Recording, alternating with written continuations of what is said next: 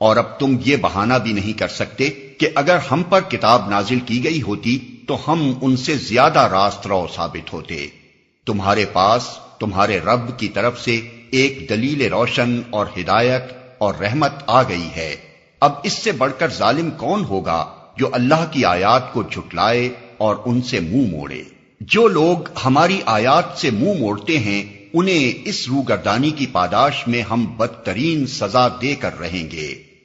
کیا اب لوگ اس کے منتظر ہیں کہ ان کے سامنے فرشتے آ کھڑے ہوں، یا تمہارا رب خود آ جائے، یا تمہارے رب کی بعض سری نشانیاں نمودار ہو جائیں؟